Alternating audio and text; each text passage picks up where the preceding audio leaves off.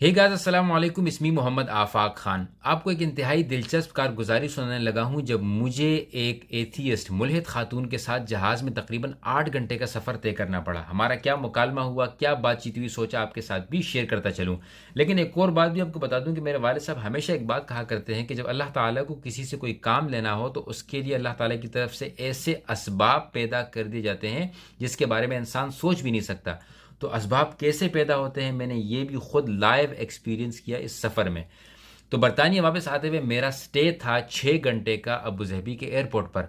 मुख्तलिफ पाकिस्तानी मिले जो वीडियोस देखा करते थे, और एक भाई ने बड़ी मोहब्बत से मुझे कुरान ट्रांसलेशन, इंग्लिश ट्रांसलेशन का एक नुस्खा भी तोहफे में दिया।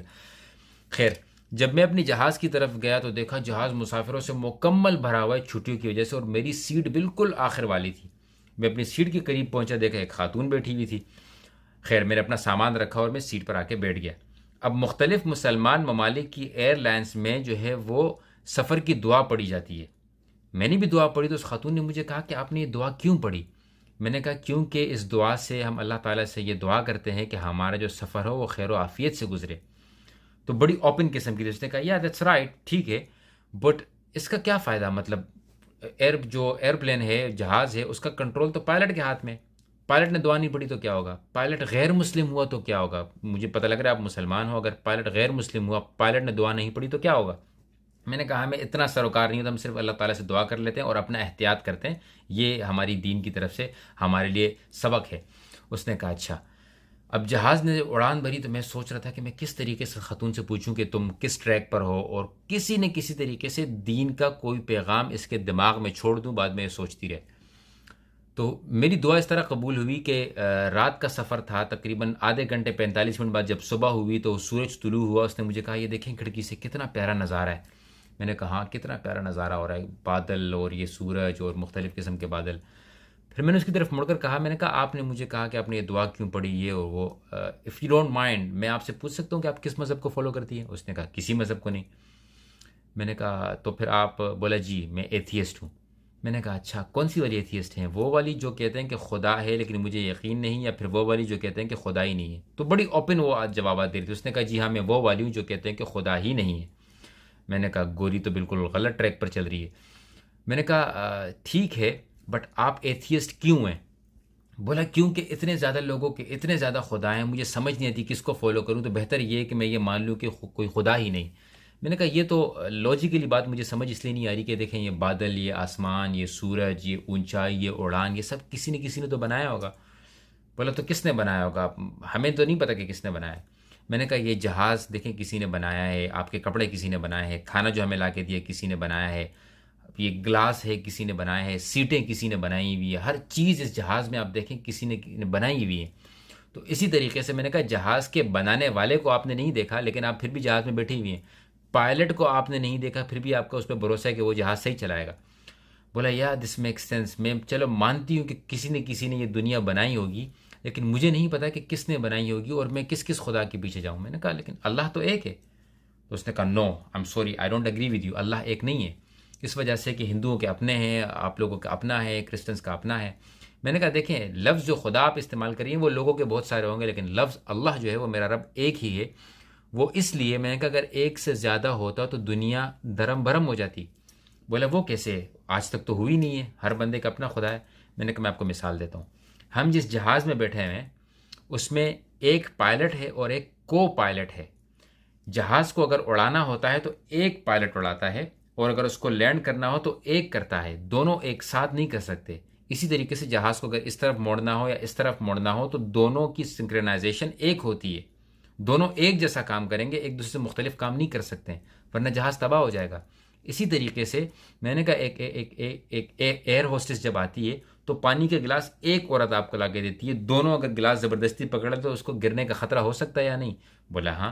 मैंने कहा इसी तरीके से इस दुनिया को चलाने वाली एक ही ज़ात हो सकती है। अगर दो हों, एक कहे बारिश करनी है, दूसरी कहे नहीं करनी है, कहे कि इसकी जान लेनी है, दूसरे कहे कि जान नहीं लेनी, तो दुनिया तो डिस्टर्ब हो जाएगी, ख़राब हो जाएगी। बोला yes I agree with you on this as well and you are making good sense. फिर उसने कहा कि ठीक है मैं आपकी बात मान लेती हूँ, आप मुझे बातों से ऐसा लग रहा है कि आपको बहुत कुछ पता है। उसने कहा आपका बैकग्राउंड क्या है। मैंने कहा मैं जर्नलिस्ट हूँ, कोई इस्लामिक स्कॉलर नहीं हूँ, और मैं आपसे यही कहूँगा कि इट्स बेटर कि आप इन चीज़ों को पढ़ना शुरू करें। उसने कहा ठीक है मैं पढ़ लेती हूँ, लेकिन एक और मसला ये है कि जो आपका जो इस्लाम है, मैंने इतना सुना नहीं है इसके बारे में, लेकिन मुझे पता है कि उसमें औरतों के हुकूक तबाह होते हैं और ये है वो है। मैंने कहा नहीं, मैं आपको मुझे याद आ गया कि मेरे पास वो नुस्खा पड़ा हुआ है।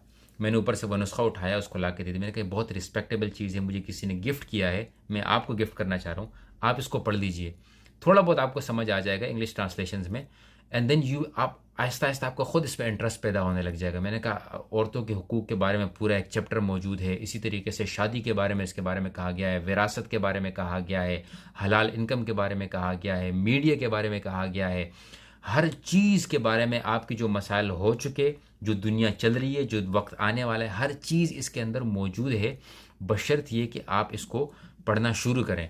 तो बड़ी इम्प्रेस हुई। फिर उसने मुझसे एक बात कही, उसने कहा कि सिर्फ एक बात आपसे मैं ये शेयर करना चाहती हूँ, वो ये है कि हमारे पास जो है वो गर्लफ्रेंड बॉयफ्रेंड का सिस्टम होता है।